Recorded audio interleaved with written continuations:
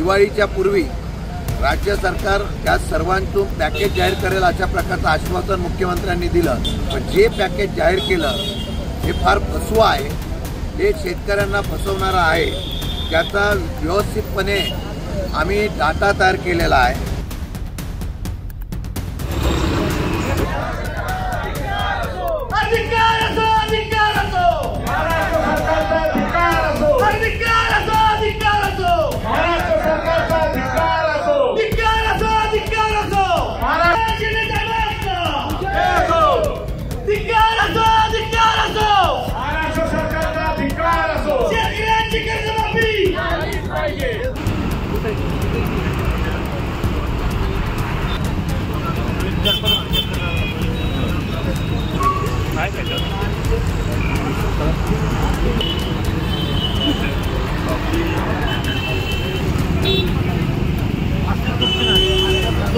महाराष्ट्र राज्यामध्ये मे महिन्यापासून ते अगदी ऑक्टोबरच्या पहिल्या आठवड्यापर्यंत प्रचंड प्रमाणात अतिवृष्टी झाली आणि हा महाराष्ट्रातला बळीराजा प्रचंड अडचणीत आलेला आहे।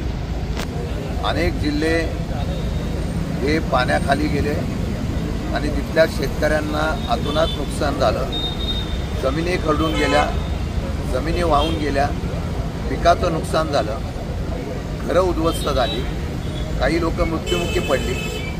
सरकारकडे सर्व जनतेकडून शेतकऱ्यांकडून मागणी झाली। सगळे आम्ही सुद्धा शासकीय यंत्रणा सुद्धा प्रत्यक्ष फील्डवर जाऊन पाहणी केल्यानंतर भयानकता दिसून आली। या बरोबर पंजाबमध्ये सुद्धा अतिवृष्टी झाली।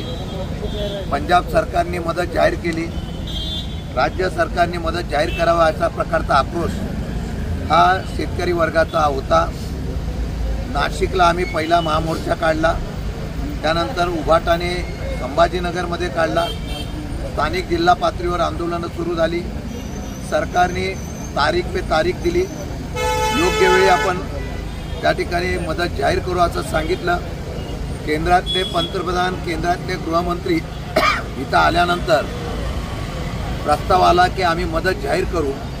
दिवाळीच्या पूर्वी राज्य सरकार त्या सर्वांतून पॅकेज जाहीर करेल अशा प्रकारचं आश्वासन मुख्यमंत्र्यांनी दिलं। पण जे पॅकेज जाहीर केलं हे फार फसवं आहे, हे शेतकऱ्यांना फसवणारं आहे। त्याचा व्यवस्थितपणे आम्ही डाटा तयार केलेला आहे। त्यामध्ये 30,000 रुपये त्यांनी देण्याच्या बाबतीमधला जो निर्णय घेतलेला आहे त्यामध्ये त्यांनी हेक्टरी निकषानुसार आणि रब्बीला 10,000 रुपये एकूण 18,500 रुपये अशा प्रकारचं पॅकेज दिलं आहे। परंतु एकरी 7,400 रुपये म्हणजे गुंठ्याला 185 रुपये मदत अशा प्रकारचं त्या ठिकाणी मदत जाहीर केलेली आहे। खरं म्हणतं तर आकडेवारी फुगून दाखवली। मनरेगामधून त्यांनी या असलेल्या जमिनी ज्या खरडून गेलेल्या आहेत त्यांना 2 ते 2.5 लाख रुपये देण्याच्या बाबतीमधला निर्णय घेतला। पण सध्या सरकारला 3,000 कोटी मनरेगाचे देणं बाकी आहे। अशा प्रकारचं वेगवेगळ्या प्रकारचे फसवे पॅकेज दिलेलं आहे। हे शेतकऱ्यांच्या असलेल्या आक्रोशाच्या, नाराजीचा कोणीतरी आवाज उठवला पाहिजे। म्हणून राष्ट्रवादी शरद पवार पक्षाच्या वतीने महाराष्ट्रामध्ये आता 1 दिवसाचं हे लाक्षणिक आंदोलन उपोषणासकट आम्ही करतोय। काळी दिवाळी या सरकारच्या निषेधार्थ शेतकऱ्यांची आम्ही या ठिकाणी साजरी करतोय। खरं म्हणतात तर शेतकऱ्यांची दिवाळी ही अडचणीत आल्यानंतर सुद्धा सरकारला जाग आली नाही।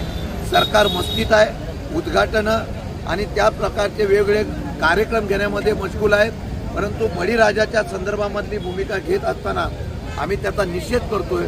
ओला दुष्काळ जाहीर करावा, कर्जमाफी करावी, 50,000 हेक्टरी मदत करावी ही मागणी आमची त्यावेळेला होती, आजही कायम आहे। आज दिवाळीच्या शुभ होणाऱ्या दिवाळीच्या अगोदर या सरकारचा निषेध म्हणून शेतकऱ्यांच्या बळीराजाच्या बाजूने आम्ही सरकारची काळी दिवाळी साजरी करतोय।